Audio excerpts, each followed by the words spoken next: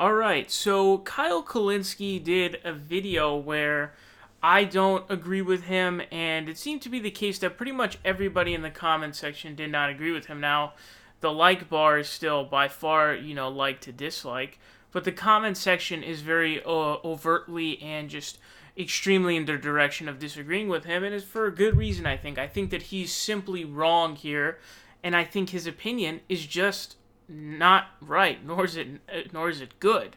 So he covers this Vice interview clip where basically the interviewer she was trying to, I don't know what the motive was, but she was trying to draw a wedge between Warren and Sanders, and she was really, really consistent in trying to get Bernie to say something that the media could then spin and be like, oh, look, Bernie's going after Warren, all this yada yada, and then start this big feud that's perceived in the media, and then once that kind of stuff happens, it starts to get, just a big rabble-rousing, And so if you watch that clip, she keeps asking, she refuses to let up, okay? She keeps going and going and going and asking and asking and asking.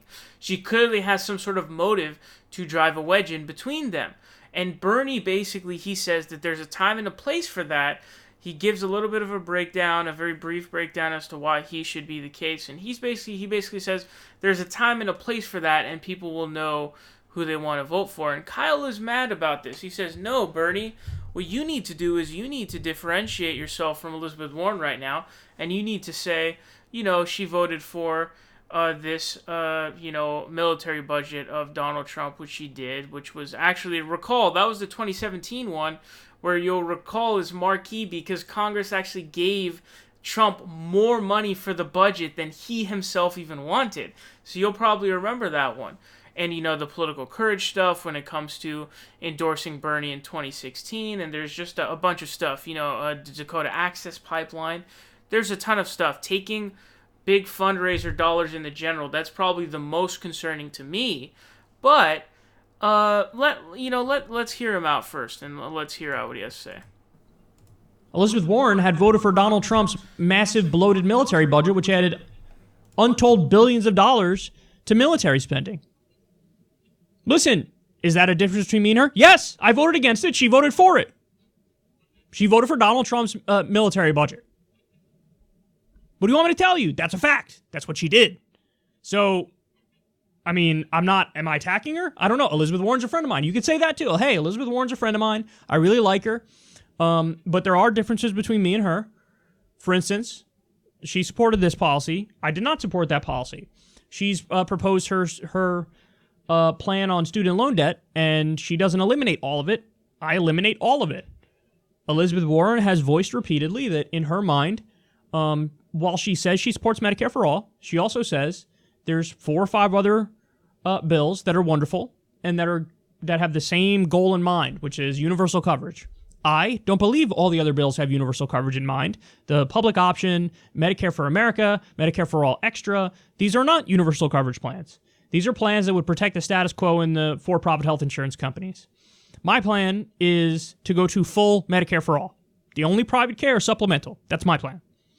So there are differences. You could bring up those differences, and again, it doesn't have to be an attack. You could just state the facts, and then some people will perceive it as, oh, that's an attack because he's stating the differences. But the only reason they think it's an attack is because it's a guilty conscience, and they know that Bernie's correct on the issue and Elizabeth Warren is wrong on the issue. Ideologically, on paper, Elizabeth Warren agrees a lot more with Bernie Sanders than she does with Hillary Clinton. But she didn't endorse Bernie Sanders in 2016.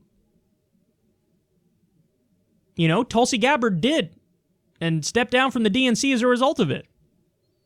So, political courage. Again, you don't have to frame it in this way necessarily, but if you're directly asked the question, hey man, what's the difference between you and Warren? You have to say, there's a difference between me and Warren. You can't act like, oh, yeah, leave it up to the people. Yeah, Elizabeth's a friend of mine. Let's not discuss any of that. Why? Because you made a pact to not attack each other? That doesn't mean that if you're asked a direct question, you can't answer in a very simple, straightforward way. There's a way where you talk about things where people know you're attacking them. There's also a way where you talk about things where it's not an attack. It's just a dry statement of the facts, And people might interpret it as an attack, but again, that's just because they have a guilty conscience and they know that you're right and they're wrong. So it's a little frustrating because, Bernie, you got to make your case, bro. You got to make your case. You can't just leave it up to everybody to be a fucking political junkie and listen to secular talk, okay? You got to... All right. So you kind of get the point of the stuff that Kyle is saying here, and I wholeheartedly, completely, 100% disagree with this. And Bernie, literally, he says in there that there is a time and a place, specifically, which what he's referring to there is like, okay, this is the idea, okay? And when I watched that, I believe it was the second debate, where Warren and Bernie shared the same stage, and they were fighting off together. They were fighting off John Hickenlooper, John Delaney, Tim Ryan, Steve Bullock, all these guys, right, who are all these like weird centrist Democrats, especially people like John Delaney and John Hickenlooper and all these guys, and they're teamed up and they, are going against everyone. They are clearly a team, is what it is, and it's a smart move because why would you, like, a scorched earth policy or a sort of me against the world type of thing is a dumb idea in this situation, and their teaming up is actually a good idea. Also, what you have to understand is they really don't share the same demographic, okay? Because Bernie's voters are largely made up of people who are either in college or don't have college degrees, and there's a lot more of diversity in terms of race in his support, where Warren's is a lot more white. It's a lot more of people who have postgraduate education, the elites, people who have the PhDs and stuff like that. So they don't even really sort of share the same, voter base, to be honest with you. So it doesn't even on that front, it doesn't really make any sense. They're not really competing for the same people for votes. They have very, very different, wildly different voting bases. So that doesn't seem to make sense either. But if they continue their team, and that's what they've been doing, they've essentially been teaming up, and their idea is this: let's take down the bigger threats first, that being Biden, Kamala, and all the rest of them, whether it be Mayor Pete, or it be Cory Booker, or whoever it may be, right? Let's take them down. That's what they did in that debate you saw. It was them against everybody. That's what it was. And so they were KOing all the idiots on stage who were these like Democratic centrists and these conservative Democrats, and they were teaming up together because that was the smart and strategic thing to do. And I'm glad that Kyle's not advising Bernie in this situation because his idea is just wrong.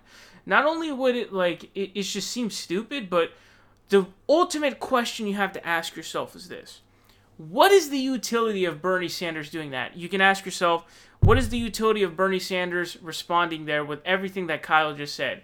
All of the problems with Elizabeth Warren that exist. What would be the utility of doing that? And B, would any, if we bore out the situation, would the supposed benefits in any way outweigh the negatives? The answer to that question is absolutely no. If he were to lay out even any of those things, like, for example, if he were to be like, well, Warren voted for Trump's bloated military budget, you think Warren's not going to be like, yo, that's like a critique on me, I'm going to have to respond to that. I don't understand what you mean. Like, yeah, sure, I agree that she would have a guilty conscience about that vote, no doubt. But it doesn't mean she's not going to respond. It's still going to sow discord, which is the main point. It's still going to cause a sort of disagreement and and rife within the two, so it doesn't seem to make any sense. And I'm actually glad that they have decided to team up to take down the corporatists first. And then once the time comes where if it's down to Bernie and Warren, then that's the time for Bernie to be like, hey, Warren's my friend, but, she didn't have political courage. She, her student debt plan isn't as good as mine. All of the stuff that Kyle laid out there. I think the strongest point he could probably hit is the big dollar fundraisers in general. But, there is zero utility in doing that right now. This is a great idea where it's like, yo, let's take down the corporatists first. And then if that time comes, if there's a time where it's them two, then at that point, okay, then you have to hash it out and sort of figure it out.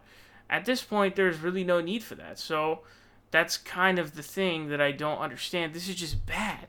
We're in September right now, folks. We're in September. They're not, remember, they're not fighting for the same people voting for them. They have very, very different voting blocks. Okay, they're very, very different. So it makes no sense. It is a horrifyingly bad idea. That would be imagine. And then the media is going to take that and spin it. And they're going to talk nonstop about how he's trying to, sow rife in the Democratic Party and just trying to just make everything super chaotic and all that other kind of stuff. And he's going after them, blah, blah, blah. You already know all the crap that the media's going to do. For Pete's sake, I think I saw CNN do a segment on him with the speed bag. Like, come on, bro. This is just a terrible idea. And I don't understand how anybody could think that this was good. But if we're to just take a little peek down here at the comments, there's some here. Someone says, Bernie says the time and place. So obviously he's going to be pointing out those differences. He just doesn't want to allow the corporate media to trick him into attacking Warren because they'll frame it in a way of now Bernie going after Warren and make it into a big thing that he can use to boost their ratings instead of looking at it from a substantive policy difference. No one says he benefits from having Warren beside him fighting Biden. He can worry about progressive finer points later. If he takes out Warren early, the woman champion becomes Kamala Harris. Not ideal. Very, very true. Says maybe he's just refusing for now and trying to focus on taking down Biden first. Hope he becomes more aggressive against her after Biden finally goes away. No one says Kyle's a smart, calculated answer by Bernie. The interview is likely asked by her bosses to pull a statement from Bernie going after Warren so they could run headlines about it. This one says the Vice was trying to trick him into saying something that the media would smear him with, which is very true. That's clearly what. If you watch that clip, you can tell the interviewer was like really set on getting Bernie to say something that they could sensationalize and use it against him 100%. Just listen to the interview again. I believe Bernie is waiting it out to make this distinction 100%. This is smart by Sanders. But he says there would be a time and a place. They want to say, like, literally every comment here is just disagreeing with Kyle because he's wrong. Quite frankly, he's just wrong. Like, this is a terrible suggestion for Bernie. I mean, I don't know how else to put this to you folks, but this is just a terrible suggestion. Because it would, like, dude, that's just like that's so stupid because we'd be eating ourselves at that point at the wrong time. It's like if you have progressives going at each other from the beginning, and you don't understand that there's a bigger threat in the corporatists first, and then you hash everything out afterwards, you're basically like, it's like the concept of divide and conquer, except you're doing it to yourself. It's not even like someone else is like, well, technically it is, because it looks like it's the media trying to pull Bernie into doing it, but it's kind of the divide and conquer as we just all be like beefing at each other when there's a clear, way bigger threat, which is the corporatists in the party, Biden, Kamala, Mayor Pete, all these people. But most importantly, the number one is Joe Biden, okay? So now's not the time for Bernie to be like, oh, look at all the crap Warren has done. Now simply is not the time. This is stupid. This idea is horrifyingly bad. This is the worst time to do that. We've got Joe Biden in first place, who we need to take down. Not take down Warren right now. Are you kidding me? That's a horrible idea. So I really don't know what Kyle was thinking with this take, to be honest with you. It's really just bad. But, yeah, that's his opinion, and I don't agree with it.